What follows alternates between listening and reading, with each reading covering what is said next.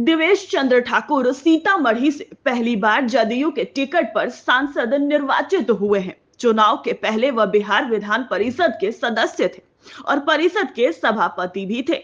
अपने क्षेत्र के लोगों को उन्होंने अपने स्तर से रोजी रोजगार और हर संभव मदद की थी। सीतामढ़ी से लोकसभा चुनाव लड़ने की तैयारी उनकी 5 साल पहले से थी। यही कारण था कि जनता दल यूनाइटेड में अपने निवर्तमान सांसद सुनील कुमार पिंटू का टिकट काटकर इन्हें टिकट दिया।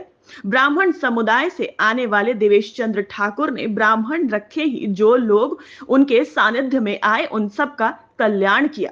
अब चर्चा में इसलिए है कि चुनाव में उन्हें मुसलमान समुदाय, कुशवाहा, तेली समुदाय ने वोट नहीं दिया है। इसलिए यह कार्यक्रम में उन्होंने साफ कह दिया कि ये चाय नाश्ता कीजिए, लेकिन काम वैसा कर पाऊंगा आपका, इसी पर बहसती हुई है। सीतामढ़ी के बगल में ही एक सीट है शिवहर। हालांकि यह सीट भी जनता दल यूनाइटेड जीत गई है।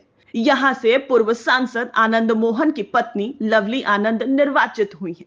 पर शिवहर से जिस तरह का जहर राजपूत समुदाय के खिलाफ उगला गया, वहां खुद को आनंद मोहन ने बहुत नियंत्रित किया।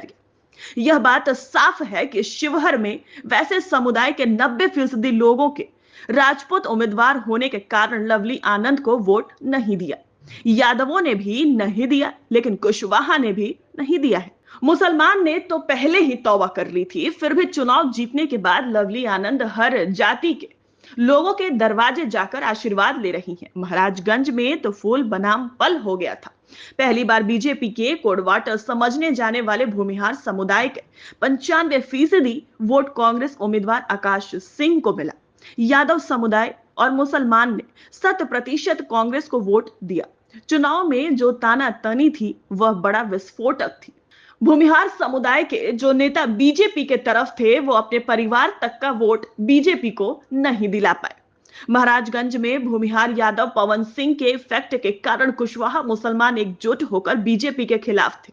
हालांकि अति पिछड़ा समुदाय, अन्य जातियों और राजपूतों को एकजुट वोट बैंक के साथ ही यहां से 1 लाख से ज्यादा मतों से बीजेपी उम्मीदवार जीती।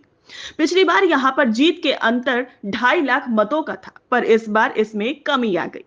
अब चुनाव जीतने के बाद सबको पता है कि भले ही आप दर्द कितना भी मरहम लगाएं, पर उम्मीदवार के मन में तो कसक रहेगी। सिवान में भी चुनाव जीती रानी लक्ष्मी कुशवाहा को पता है कि वह मुस्लिम समुदाय के 50% के करीब राजपूत ब्राह्मण भूमिहार उन्हें वोट नहीं दिया। सारण में तो राजीव प्रताप रूढ़ी को 100% यादव मुसलमान ने वोट नहीं दिया। तो क्या वह लोग उन जातियों के लिए, लोगों के कल्याण के लिए काम नहीं करेंगे? क्या देश में लोकतंत्र में अब ऐसी भी व्यवस्था हो रही है कि चुनाव में जो लोग वोट नहीं देंगे आप उनके प्रतिनिधि नहीं होंगे? फिर जिन लोगों ने जिन्हें वोट दिया उनका नैतिक दायित्व नहीं बनता है। लेकिन लोकतंत्र के इस महासागर में ऐसे जीते हुए जनप्रतिनिधियों के खिलाफ जन आंदोलन खड़ा वोट दिया है।